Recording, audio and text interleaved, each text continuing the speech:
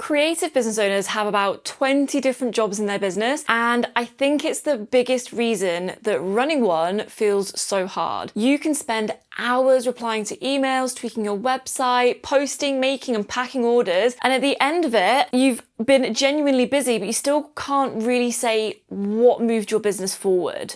So recently, I have been looking back at my own illustration business and studying other creative businesses as well to try and spot the patterns behind the ones that seem to gain real momentum, not just the ones that have a brilliant month or one product suddenly take off, but the creative businesses that manage to build something clear, recognizable, and sustainable over time. And what kept appearing was not that those business owners had loads of groundbreaking ideas or that they posted on more platforms or somehow managed to squeeze twice as many hours into the day. Their businesses were so super easy to understand. They became known for one clear thing, and they found a reliable way of putting that thing in front of the right people. And they repeated it for long enough that they got extremely good at it. So the slightly uncomfortable part in this research was holding my own business up against that pattern, because I could see how often I had been doing the opposite. Now, I am very good at starting and taking action on a new idea, but I'm not always good at allowing that one direction to have my full attention before I just introduce something else. So I've been thinking, what if I stopped trying to do so many different things at once and instead gave one thing enough focused attention to see how far it could actually grow? So in this video, I'm going to dig into the growth of my own businesses, look at what some of the most successful creative businesses are doing differently, and share the juiciest lessons that I've taken from all of it. So starting with the one that has forced me to look at my own business slightly differently, point one. So when I look back at Fizz and Flourish, which is my first business, which I built around my illustration work, I can see that there is something I've struggled with for a long time there. Fizz and Flourish was successful in a lot of ways. I built an audience, created consistent income, and sold lots of products through that channel. But I was also doing drawing videos, studio vlogs, selling stickers and artwork. I was trying to do markets, run a Patreon, launching a Kickstarter, and so many spinning plates. And the difficult thing is that quite a few of those things worked well, so they always felt worth continuing. So I kept a lot of different parts moving, but I never completely committed to mastering one particular business model. I also hadn't fully niched into one specific person. So some came from my cozy drawing videos, some wanted to learn how to develop their art style, and others found me through notebook tutorials or sticker tutorials, and some came for digital art and others came for traditional art. And some people just enjoyed watching the studio vlogs. So it was a real mixed bag because I was trying to make content for all kinds of creatives. I was speaking to a variety of people and selling a variety of things to them. And that experience taught me an enormous amount, but a lot of the learning happened through doing the things in a really messy way. So I learned how to build an audience, create content consistently, generate sales, make products that people wanted, and build income around my creativity. But I also learned how difficult it is to grow something when your attention is constantly being divided between several perfectly reasonable directions. So when I started the Creative Juice Club, this channel that you're watching right now, I took those lessons and I applied them much more deliberately. So this time I chose one specific person, the creative business owner who wants to grow their business in limited time. That is who every video is for. I take the things I learned building Fizz and Flourish, the content, the sales, the audience, the products, the income, and all the mistakes that I made along the way, and I turn those experiences into something useful for creative business owners. That focus has made this channel so much easier to understand. Now, you might not be building a channel that teaches people something. You are probably trying to grow your actual creative business. So the lesson isn't that you need to copy what I've done and start teaching. The lesson is to become extremely clear about who your business is for, what you want to become known for, and which part of it you are actively trying to grow. For me, that is now Artova, but I want to address something that I think might sound slightly contradictory, but I promise it'll all make sense. So I have decided to start posting on Fizz and Flourish again. I miss drawing, and I've wanted to finish writing and illustrating my children's book, Herbert the Dragon, for years, like 8 years or something. So my plan is to create a focused series of videos back on my Fizz and Flourish channel and documenting that project. So on the surface, that might look like I'm dividing my attention again. And honestly, I have had to think quite carefully about whether that is exactly what I'm doing. But I think there is a difference between doing something because I enjoy it and trying to turn it into another business that I need to grow. So Herbert the Dragon is something that I want to make because I love drawing and I want a reason to finish the book. But of course, I have a secondary motive. My commercial focus is still Artova, and the sales engine that I'm doubling down on is YouTube, whether that's here on my business channel or on Fizz and Flourish, my art channel. So YouTube has repeatedly shown me that it works for my business. It builds trust, it creates evergreen content, and it drives sales every single day. Even though videos on my art channel where I haven't posted in nearly a year are still driving sales. So the Creative Juice Club lets me speak directly to creative business owners about growing their businesses, and Fizz and Flourish lets me demonstrate what building a creative project actually looks like whilst reaching an existing audience. I've got 57,000 subscribers there of artists and creative people who may need a better way to organize their ideas and content and products, and Artova can naturally appear within that process because it's genuinely the tool I'm using to plan my children's book project and like manage the business around it.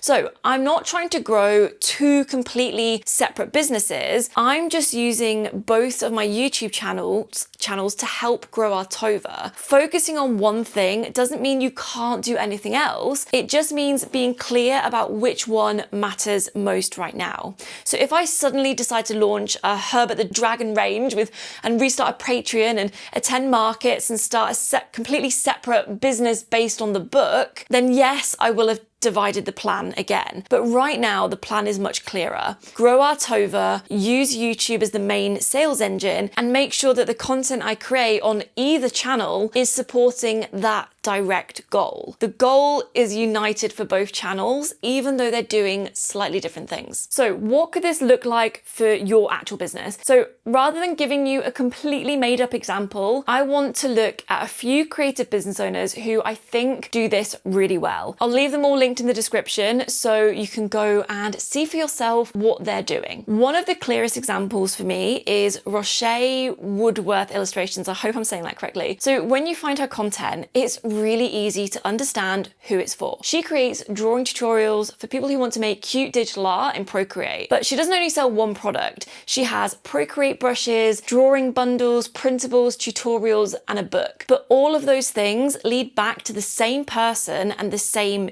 interest. Someone can discover one of her free drawing tutorials, use it to create something they love, and then naturally they'll want her brushes or resources or more detailed teaching that helped her create it.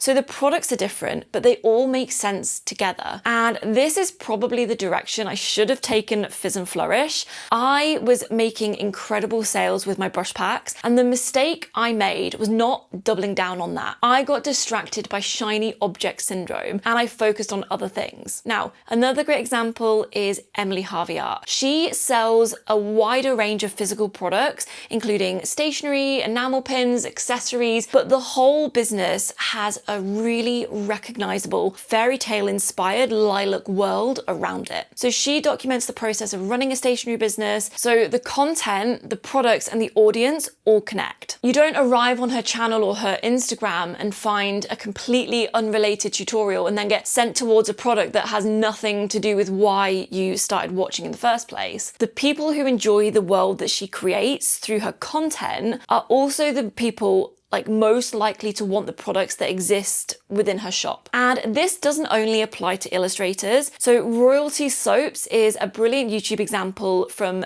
a completely different type of creative business. The channel is built around making soap. The products are built around soap and bath products. And even the educational content is for people who want to learn more about making soap. There are different collections, products, and types of videos within that, but the center of the business remains incredibly easy to understand. And I think that is the important distinction. None of these businesses necessarily sell one individual product forever. They all have expanded, they've created new offers and explored different ideas, but they have expanded around the thing that people already know them for, rather than making the main idea harder to see.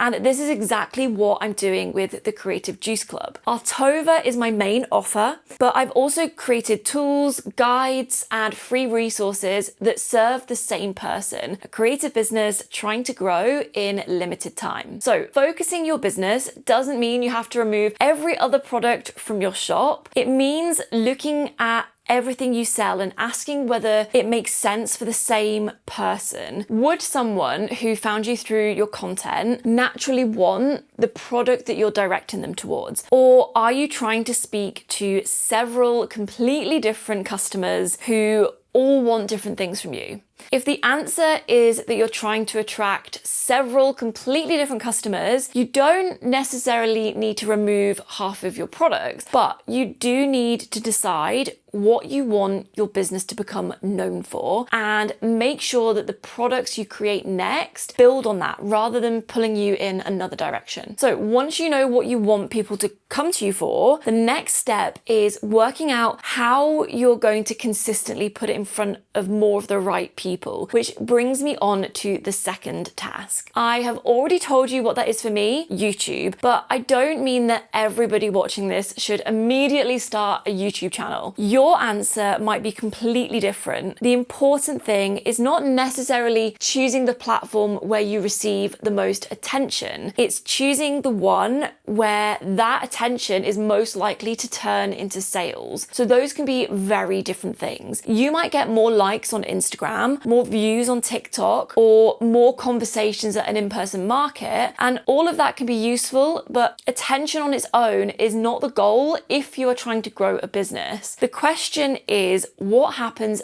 after someone pays attention? Do they understand what you sell? Do they trust you a little bit more? Do they click through, join your email, and then eventually buy? So for me, the clearest recent example has been the Work in Progress Club. So when I've mentioned it in my YouTube videos and explain what it is, who it's for, and why I made it, people joined. And by the way, if you don't know, the Work in Progress Club is a physical letter that I send out to creative business owners where we focus on one single part of your business to work on every single month to help you move your business forward. And that sounds really obvious when I say it like that. YouTube brought the sales, so make more YouTube videos and keep talking about the club when it's relevant. Done. I just did it.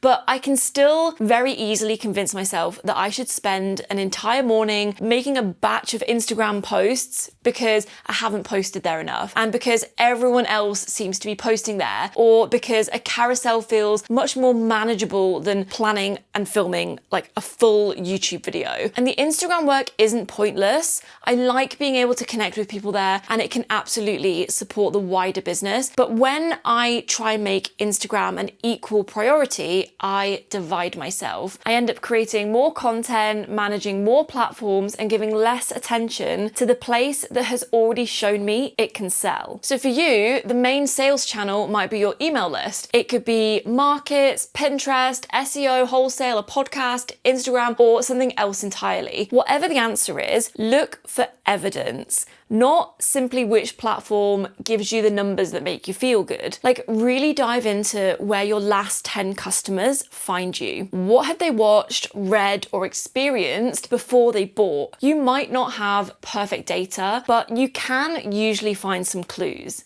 So customers might have told you they've watched your videos for months, or a particular product sells really well whenever you send an email about it. Or perhaps the customer you met at a market then goes on to become a repeat buyer online. So those patterns matter, and once you find one, double down before trying to build a complicated content machine everywhere else. So one primary sales channel doesn't mean you're forbidden from showing up anywhere else. It just means that other platforms support the main one instead of competing for your time for it. For me, one YouTube video can also become a podcast episode, an email, and a shorter series of posts. But the original piece of work is made for the platform that's doing the heavy lifting. The third thing is one I personally find the hardest, and that is protecting focus for long enough to get useful evidence from it. I am often extremely quick to act on an idea. I have an idea, I map it out, I make the thing, I start talking about it before I've properly stopped to ask whether it fits what I'm already trying to grow. But doing lots of things quickly doesn't necessarily mean that the business is moving forward. My problem is that I can implement one good idea, get excited about another, and redirect my energy before the first has had long enough to work. So I'm not necessarily moving slowly, I'm just changing direction quickly. And creative businesses make this particularly difficult because there's often a delay between doing the work and seeing the result. You make the video today, but the right person might not find you for 3 months.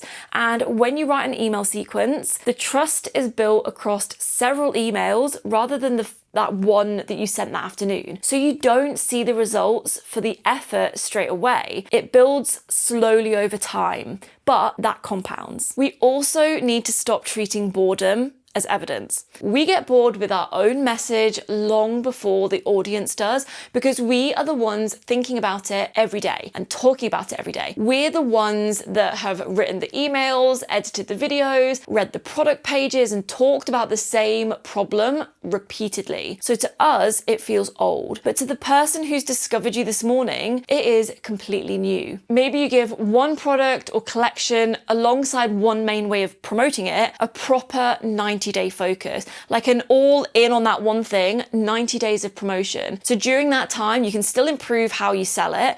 You can take better product photos, make the listing clearer, show it being made or used, or answer common questions. You could collect reviews or make the buying experience easier for the customer. Like, focused doesn't mean blindly doing the exact same thing over and over until the 90 days are up. You need to continue to improve the way you're showing up, how you're telling your audience what they get from the product, and consistently improving the way you talk about it. And that distinction is really important. Otherwise, staying focused can just become another piece of business advice that people do that doesn't fully get their business moving forwards. Now, if something is clearly not working, of course you can change it, but make that change because of evidence, not because a new idea is temporarily more exciting. So the way I'm trying to manage this myself is by giving my new ideas somewhere safe to go without automatically making them part of my working week. I can write down Fizz and Flourish ideas. I can keep a list of future products, videos, or Artova features that I want to do. Capturing the idea means I don't have to lose it, but it also doesn't interrupt the thing that I've already decided matters most. So if I was you, I would be asking, did I actually give the product or offer enough visibility? Did I make content for the platform that I show up on that actually builds trust so that I can convert down the line? Are people reaching the product page but not buying, or are they just not reaching it at all? What are customers asking me? What part of the process needs improving next? Like, those questions allow me to respond to what is actually happening without changing direction every 5 minutes. And this is also where your belief in the business matters. You need enough belief in your direction that you've chosen to keep taking the next useful action when there is no immediate reward for it. Because if you change the plan every time the sales are quiet,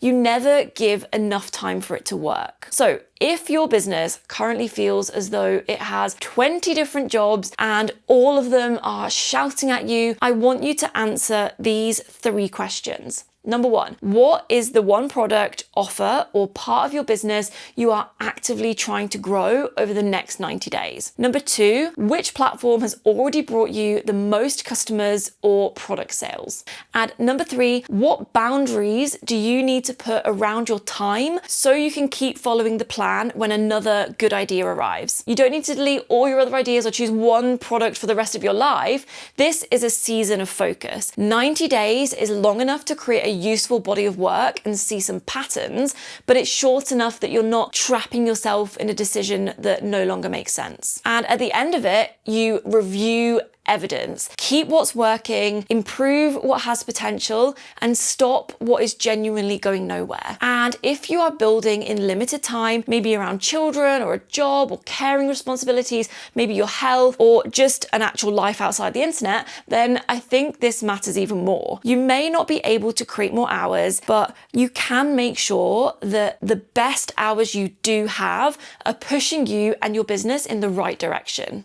And this is exactly what I'm using Artova to help me do with the Work in Progress Club. So printing, packaging, and posting the letters are all important jobs, but they keep the club running. They don't necessarily bring in new subscribers. So if my goal is to grow the club, I also need to make time for the work that can lead to more sales, which is filming a packing video, showing people what they receive, emailing my audience, or improving the sales page. So Artova helps me keep that goal visible and plan the tasks and content that supports it. So the time I do have isn't completely swallowed up by the everyday jobs that keep the business ticking over. And Artova has just had its second big upgrade with a clearer layout and more connected tools just to make it easier to organize your ideas, content, and day-to-day work all in one place. So if you'd like to use Artova to plan the work that will actually move your business forward, you can try it for free at artova.io or just head to the link below. But before you go, tell me in the comments, what is the one thing you're going to focus on for the next 90 days? And don't make it just grow my business. Tell me the specific product, collection, or part of your business you actually want to grow. And if you want to see me pack orders for the Work in Progress Club with some chat about how I'm growing a creative business without constantly hustling, go and watch this video next. Just click here to watch.